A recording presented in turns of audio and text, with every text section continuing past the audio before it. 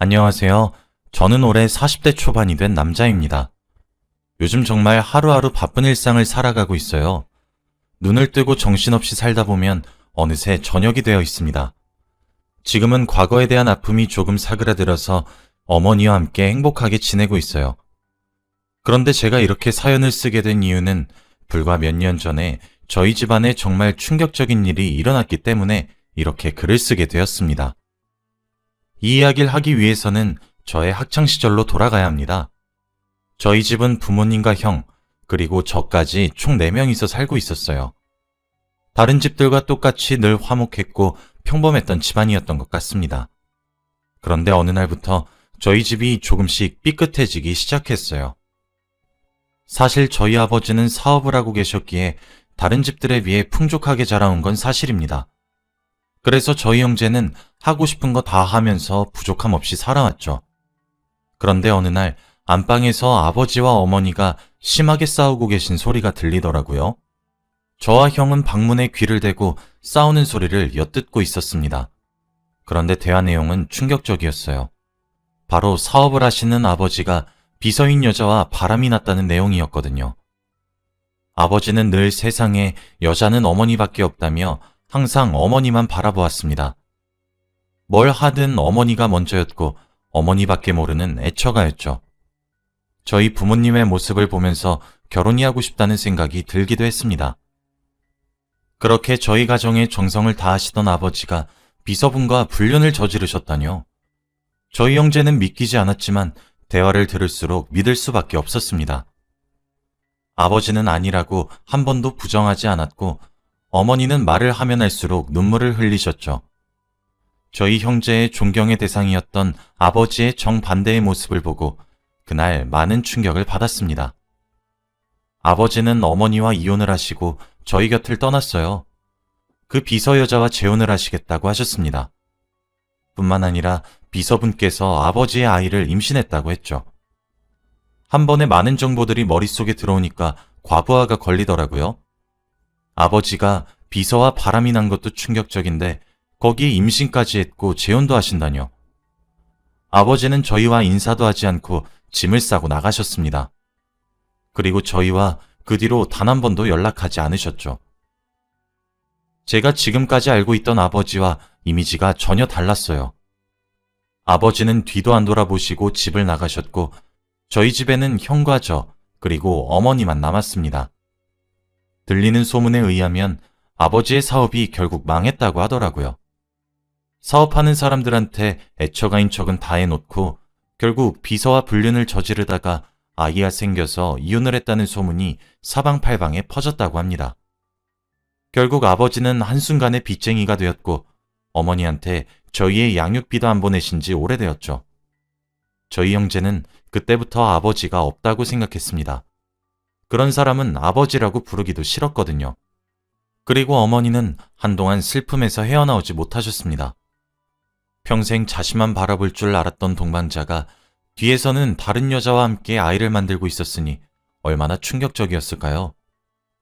어머니는 한동안 사람들을 만나지 못했고 무슨 일이든 불신을 하셨습니다. 아버지한테 큰 배신을 당하고 나니 이제는 사람을 못 믿겠다고 하더라고요. 저희 형제는 어머니의 마음을 이해했습니다. 그런데 아버지가 양육비도 안 주시고 어머니가 일을 안 하시니까 저희 집의 생활비가 점점 부족해졌습니다. 결국 살고 있던 집을 팔아서 생애 처음 살아보는 단칸방으로 이사를 갔어요. 형은 이런 집에서 어떻게 사냐고 틱틱댔지만 저는 그런 형을 옆에서 다독여 주었습니다. 저는 그런 순간에도 땅바닥에 앉지 않아서 다행이라고 생각했죠. 그런데 저희 둘 다 학생이었고 어머니는 집에서 하루 종일 누워만 계시니 돈을 벌 사람이 없었습니다. 제가 전단지 알바 같은 거라도 형한테 용돈을 조금 주고 월세를 내면 다 썼어요. 당장 내일 먹을 것도 없어서 정말 힘들었습니다. 그런데 어머니가 드디어 정신을 차리신 건지 일을 하기 시작했어요. 집안에 드디어 관심을 가져주셨고 저희 형제를 먹여 살리겠다는 생각 하나로 일에 몰두하셨습니다. 그런데 어머니는 사업을 준비하셨어요. 어머니가 한 번도 일을 해보신 적이 없어서 걱정이 되긴 했지만 하고 싶은 것을 하게 두었죠. 그런데 형은 사업 준비를 하는 어머니를 보고 사업하다가 망하면 우리 집 쫄딱 망해. 그냥 밖에서 다른 아줌마들처럼 목욕탕 청소나 가게 서빙이나 하라고. 라고 하며 어머니의 사업 준비를 방해했습니다. 그래도 어머니는 아랑곳하지 않고 사업 준비를 하셨죠. 그런데 세상에 이게 무슨 일인지 어머니의 사업은 대성공이었습니다. 어머니는 잠도 거의 주무시지 않고 발로 뛰면서 투자자들의 마음을 사로잡았어요. 그리고 과거에 아버지의 전 와이프라는 것을 몇몇 사람들이 알고 동정의 눈빛으로 투자를 해주기도 했죠. 어머니의 사업은 대성공이었고 저희는 단칸방에서 예전에 살던 집보다 더 크고 화려한 곳으로 이사를 갔습니다. 형은 이사를 가자마자 그래, 이런 곳이 내가 살아야 할 곳이지 라고 하며 좋아하더라고요. 어머니는 어엿한 회사의 회장님이 되었고 돈도 많이 버셨습니다. 어머니는 일이 바쁘다고 해서 저희 형제에게 무관심하지 않았어요. 시간을 쪼개서라도 저희와 대화를 하고 싶어 하셨고 저희 집 규칙이 저녁밥은 무조건 같이 먹는 거였습니다. 식사를 하면서 오늘 있었던 이야기와 앞으로 어떻게 살 건지 등등 많은 이야기를 했죠. 형은 여자친구를 만나러 간다면서 저녁 약속을 매일 빼서 저와 어머니와 단둘이서 밥을 먹은 적도 많았지만 그래도 저는 어머니가 너무 좋았어요. 어머니는 저희가 한부모 가정이라서 교육을 못 받았다. 이런 말이 나오지 않게 저희에게 투자를 굉장히 많이 하셨습니다. 하고 싶다는 거, 사고 싶다는 거는 다 사주셨죠. 그런데 이렇게 퍼주기만 하면 버르장머리가 없어질 수도 있으니 예절 교육도 엄청나게 시켰습니다. 저는 어머니의 지원 아래에서 꿈을 키워나갔죠. 어머니는 저희 형제를 유학도 보내주셨고 하고 싶은 공부도 다 시켜주셨습니다. 그렇게 형은 의사가 되었고 저는 예체능 쪽으로 가게 되었어요. 형이 의사가 된 것이 어머니가 얼마나 자랑스러웠는지 동네방네 자랑을 하고 다녔습니다. 어머니와 친한 아줌마가 계시는데 그분에게 얼마나 자랑을 했는지 몰라요.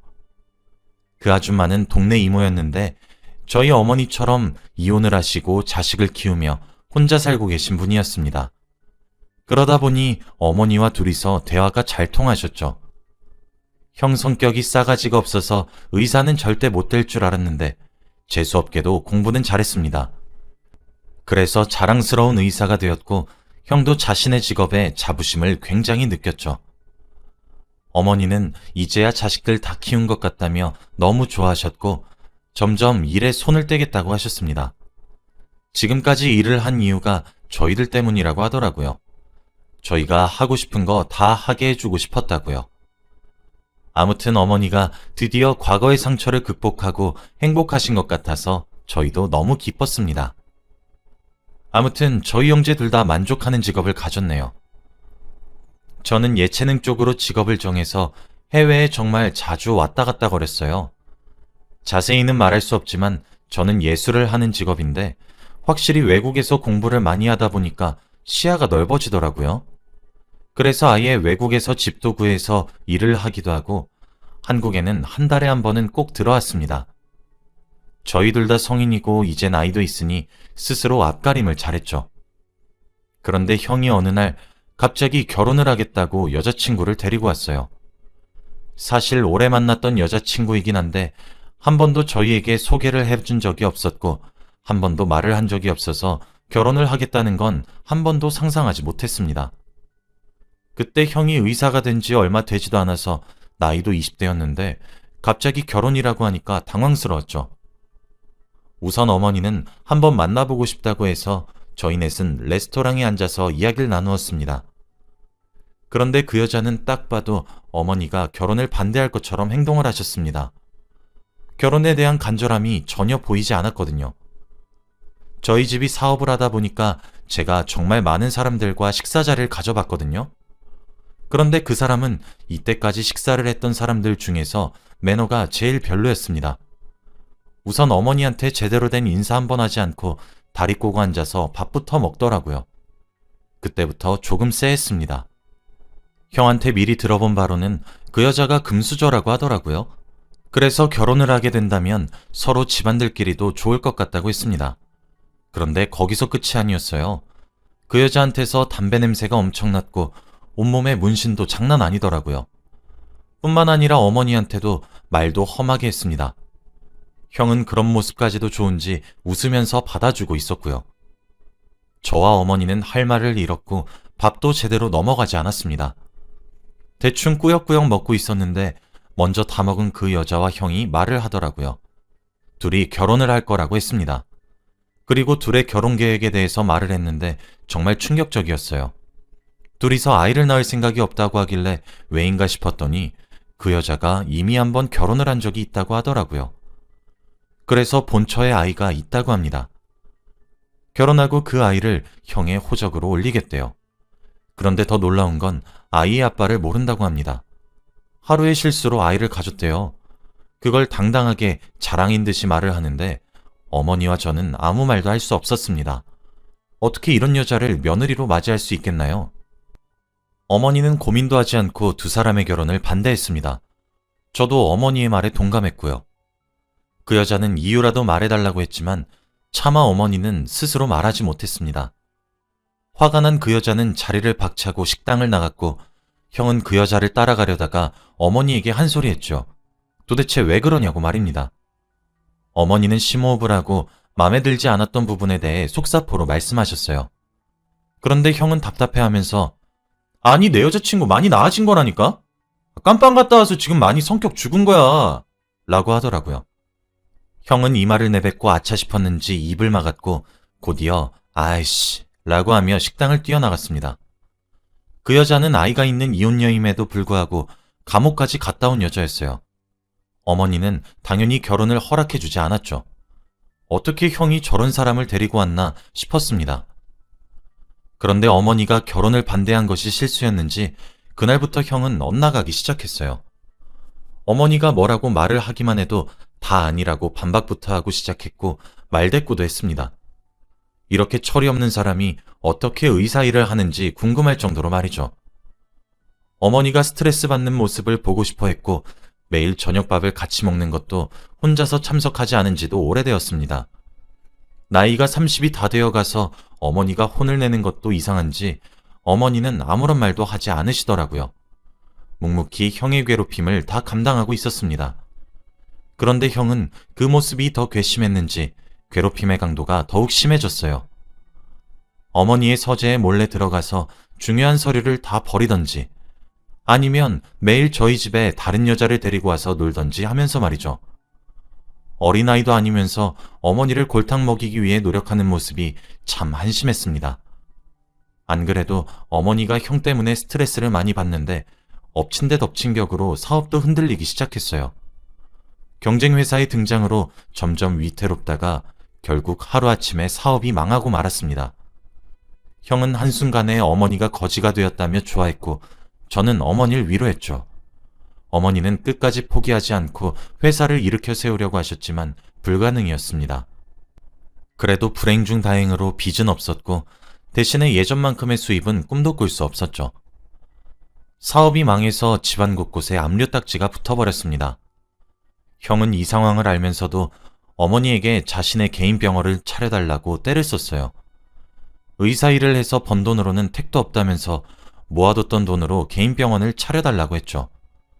어머니가 돈이 없다고 지금 사업 망한 거 안 보이냐면서 형에게 화를 냈습니다. 그런데 형은 그러게 내가 결혼시켜달라고 할 때 시켜주면 좋았잖아. 걔네 집 금수저였다고 라고 하는 겁니다. 아직까지 결혼을 반대했을 때의 기억이 마음속에 남아있나 봐요. 형은 그것 때문에 지금까지 어머니를 괴롭혔나 봅니다. 아무튼 형은 계속해서 개인 병원을 차려달라고 떼를 썼고 자신이 모아둔 돈으로는 택도 없으니 돈을 빌려달라고 매일같이 말했습니다. 집에 있으면 수십 번은 말을 했고 어머니와 저는 귀에 딱지가 앉을 지경이었죠. 어머니는 결국 어머니와 친한 아줌마에게 돈을 조금 빌렸습니다. 그 돈을 형에게 주면서 이게 마지막이라고 말을 했지만 형은 고맙다는 말을 하지 않았고 오히려 액수가 적다고 했어요. 어떻게 이 작은 돈으로 병원을 차리냐고 하면서 말입니다. 저보다 3살이나 많은 사람이 어린애처럼 행동하고 있으니까 너무 화가 나더라고요. 안 그래도 사업이 망해서 어머니도 힘든데 옆에서 아들이 도와주지도 못할 망정 떼를 쓰고 있으니까 형만 보면 가슴이 답답해집니다. 형이 계속해서 시어머니 옆에서 떼를 쓰면서 돈을 달라고 할 때 저도 모르게 형의 얼굴에 주먹을 꽂아버렸어요. 몇십 년 동안 어머니를 괴롭힌 대가라고 생각하라고 했죠.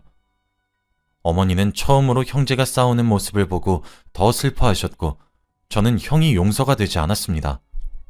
그런데 형은 저에게 한 번 맞고 제 귀에 속삭였어요. 너 나중에 나한테 이렇게 때린 거 미안하다고 무릎 꿇고 사과하게 될 날이 올 거야. 나중에 형한테 미안하다 하지 말고 그냥 형이 하라는 대로 하게 둬. 말로 하는 건 이번이 마지막이다. 이 말을 하고 집에서 나갔죠. 형이 하는 말이 도저히 이해가 안 됐고, 그때는 울고 있는 어머니를 위로하는 게 먼저여서 오래 생각하지 않았습니다.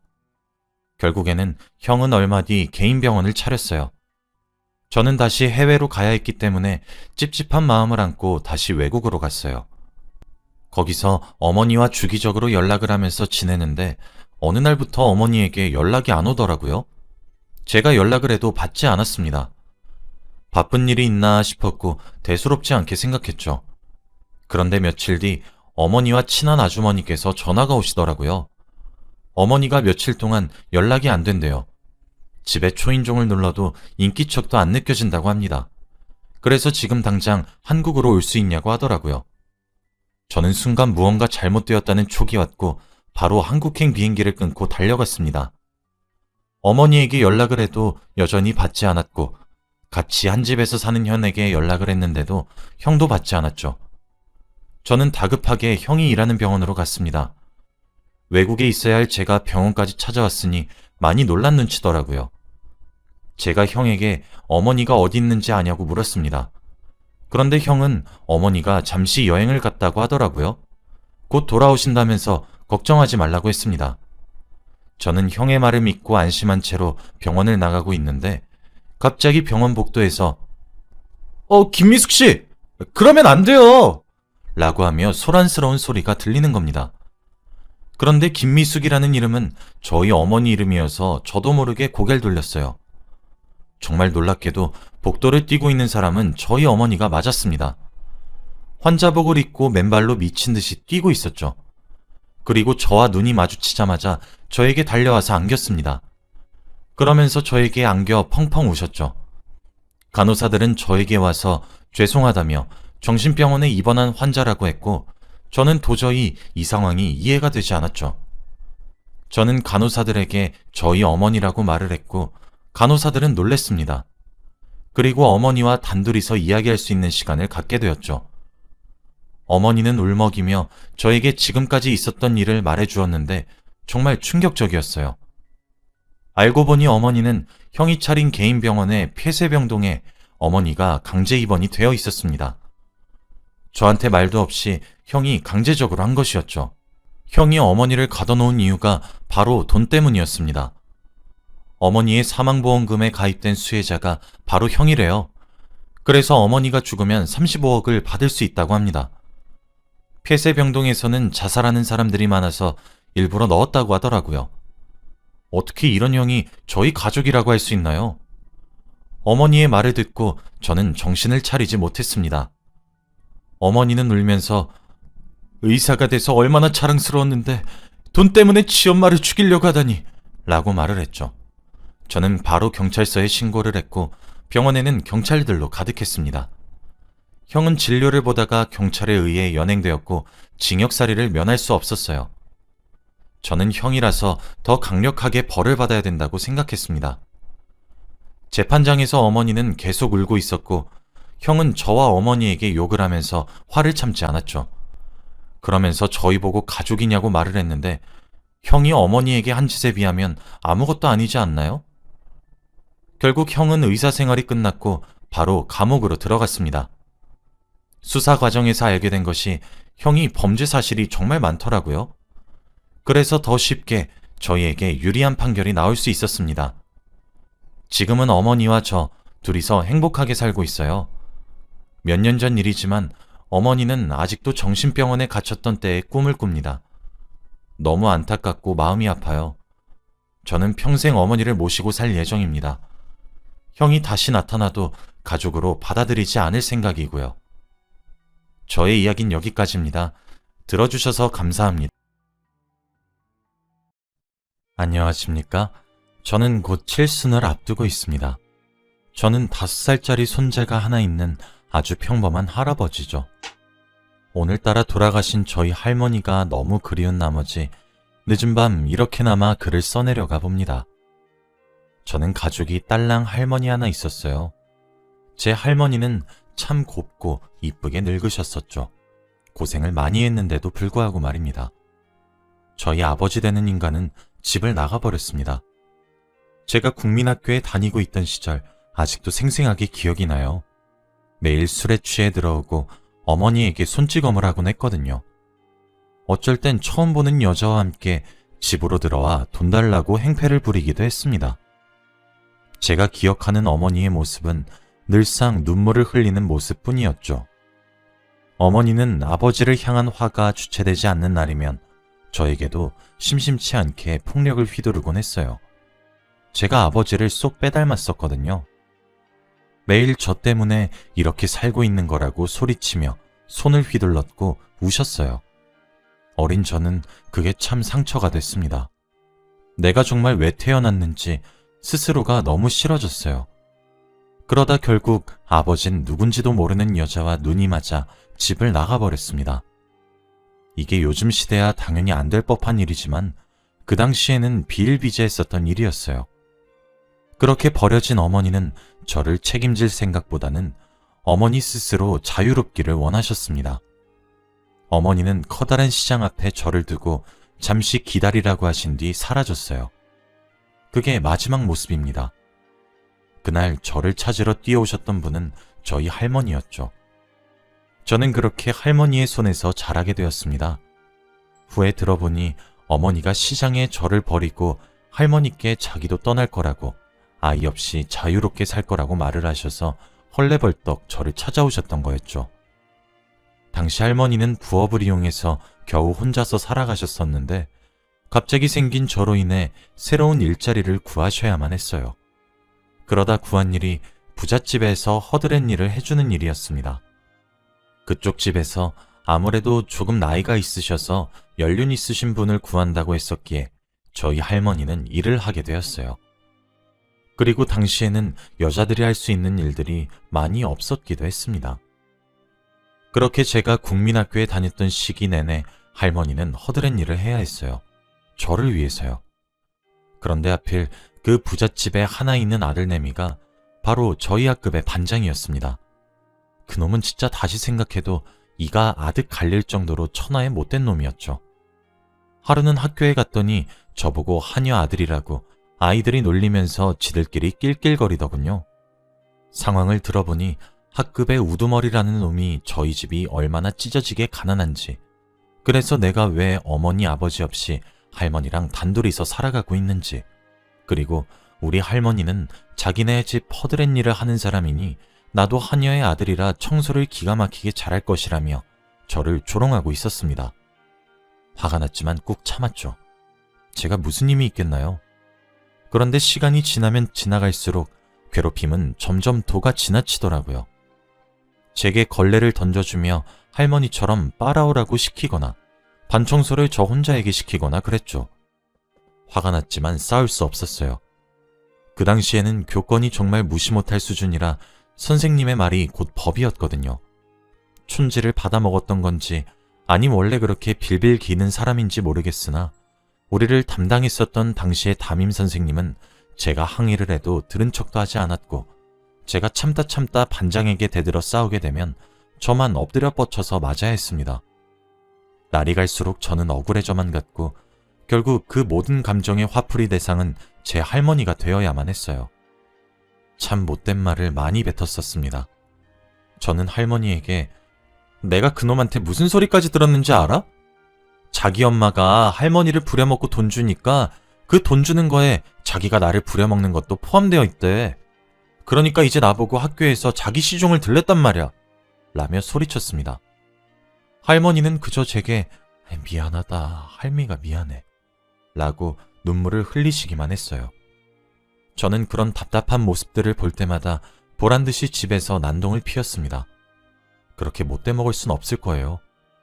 그러던 어느 날 제게 일어난 비극은 거기서 그치지 않았습니다.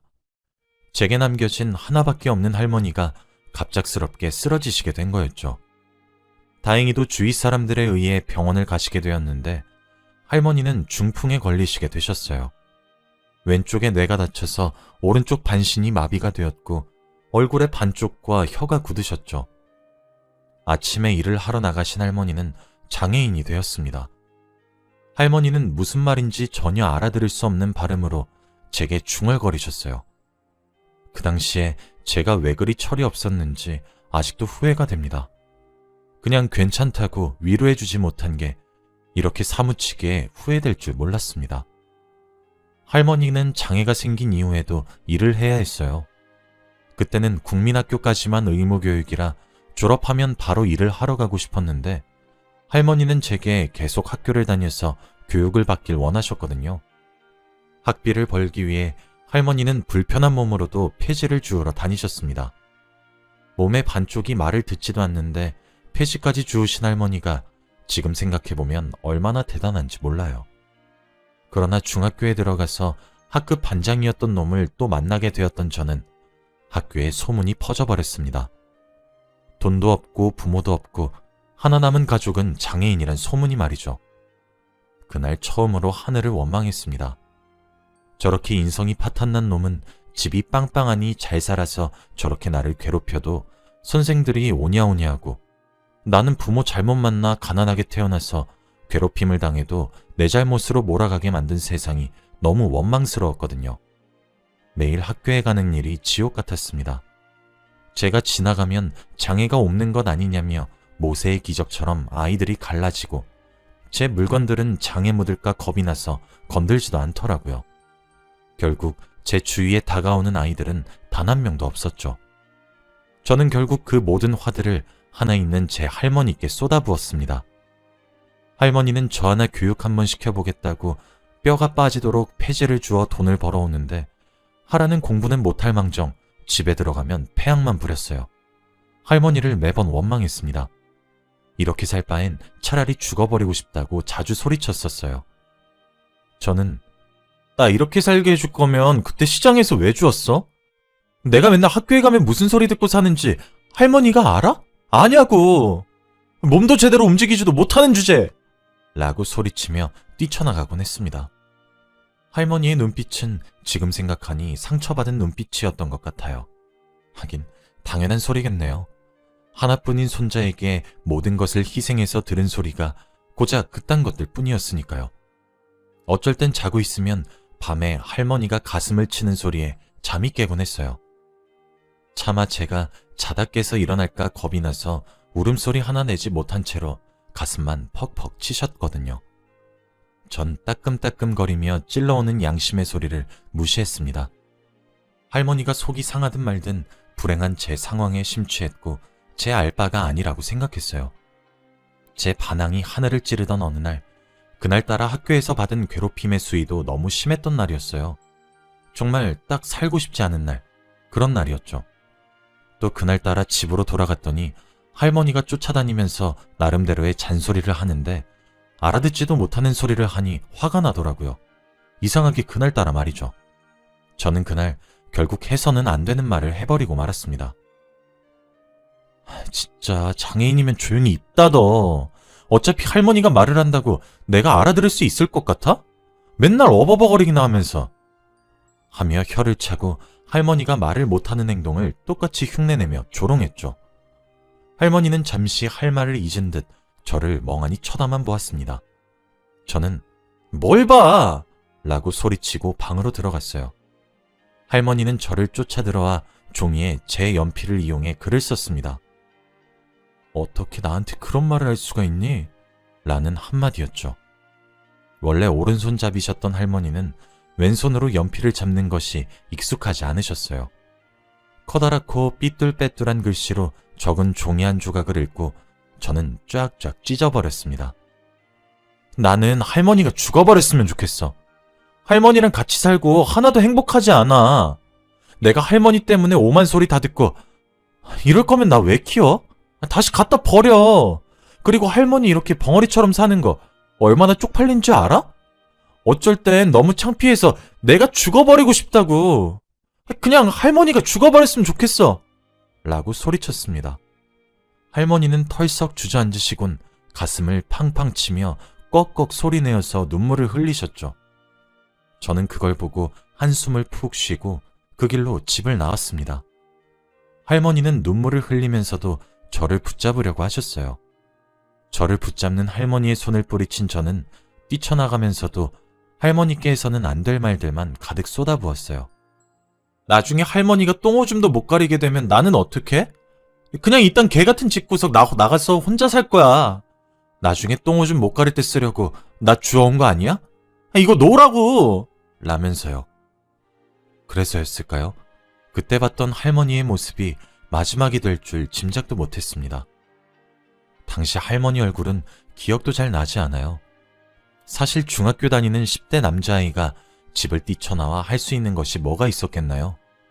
밤이 되면 춥고 밥도 먹지 못해 배가 고픈데 말이죠. 그렇게 하루 날밤을 새고 다음날 다시 집에 들어갔습니다. 할머니 얼굴을 보면 민망해질 걱정만 했는데 왠지 모르게 집이 조용하더라고요. 늘 제게 따뜻한 밥을 해주려고 분주히 움직이시던 할머니의 모습이 보이지 않았습니다. 갑자기 저는 뭔가 불안해지기 시작했어요.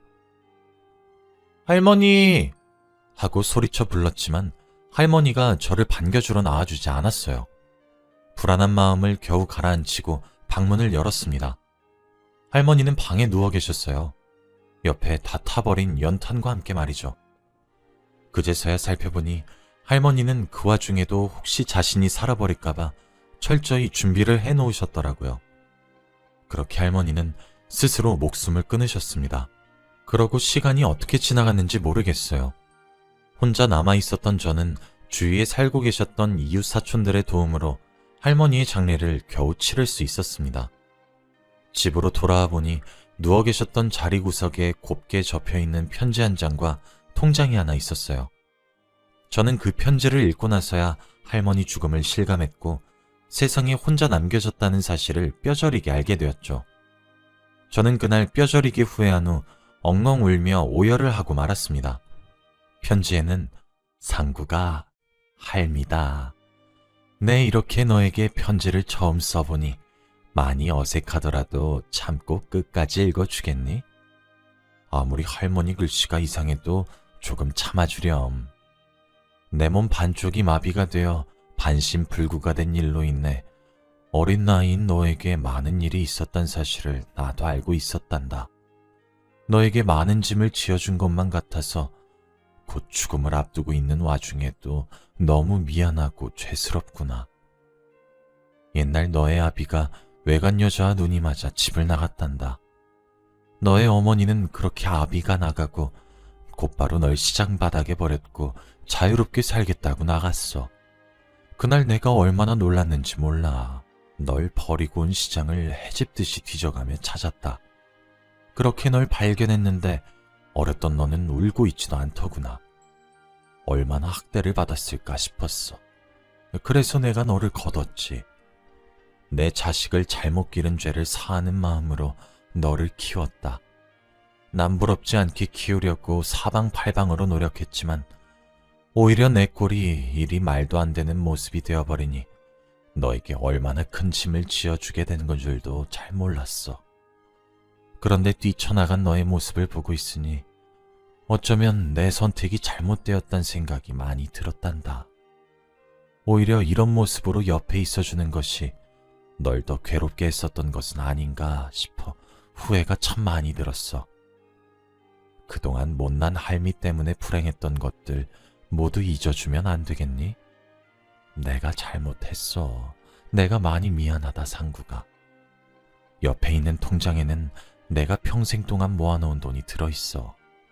너를 거두고 나서 너를 공부시키고 결혼도 시켜주고 싶어서 한 푼 두 푼 아끼고 아끼면서 모았던 돈인데 이 돈으로 내가 없는 세상에서 부디 조금이라도 편안히 잘 지냈으면 하구나. 너 때문에 이런 선택을 하는 것은 절대 아니야, 상구가. 할머니가 많이 사랑하고 있단다.